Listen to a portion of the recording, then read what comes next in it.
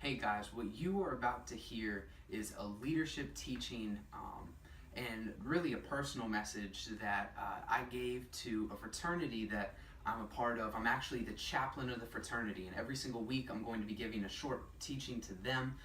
So I decided to, for people who aren't able to go to the meeting or for just anybody who wants to watch it, I decided to put it up online too. So I hope you guys enjoy the teaching. It's about the verse that we're memorizing for this week. So I hope you guys have a great day and I hope you enjoy. Bye. Alright, so Stephen has asked me to prepare a message this week on the verse that we've been learning. So if you guys want to, you should have it memorized by this point, so we shouldn't need to flip to it in the Bible. But Philippians 2, verses 3 and 4. I'm going to incorporate verses 1 and 2 as well, just because I feel that it provides a good context for verses 3 and 4. So I'll read it out for you. It says, "So if there's any encouragement in Christ, any comfort from love, any participation in the Spirit, any affection and sympathy, complete my joy by being of the same mind, having the same love, being in full accord and of one mind. Do nothing from selfish ambition or conceit, but in humility count others more significant than yourselves. Let each of you look not only to his own interests, but also in the interests of others."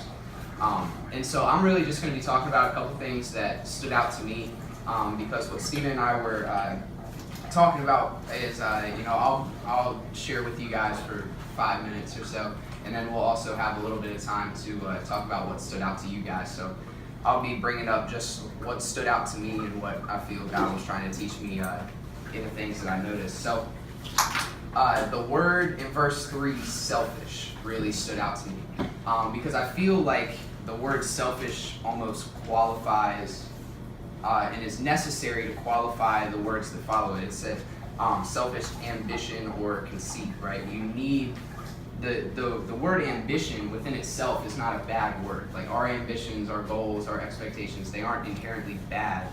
It's just that when we approach things with a selfish ambition or a selfish conceit, then that's when things start to get twisted. We start to lose our focus.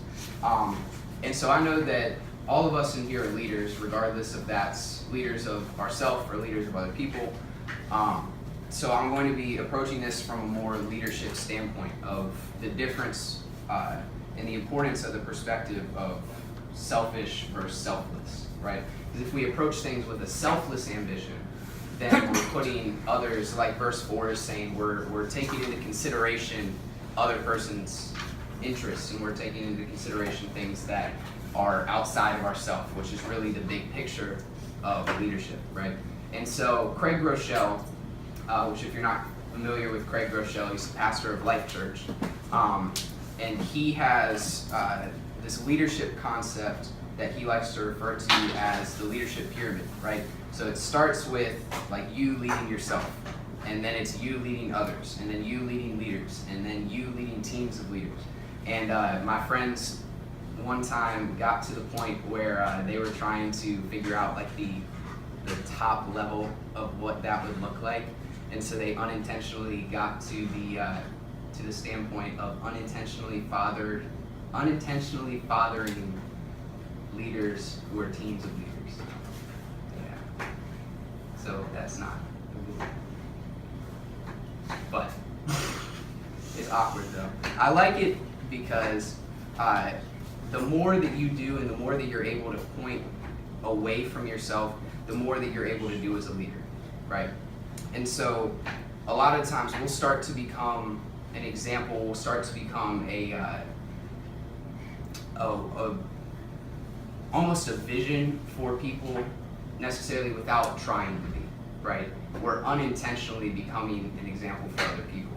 And so that's something that I've had to really keep in mind, and something that I've had to battle when I was nannying over the summer.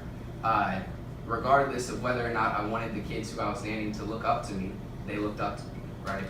And that's unintentionally being a leader, right? I didn't sit them down and have intentional conversations and intentional meetings with them about like becoming a leader.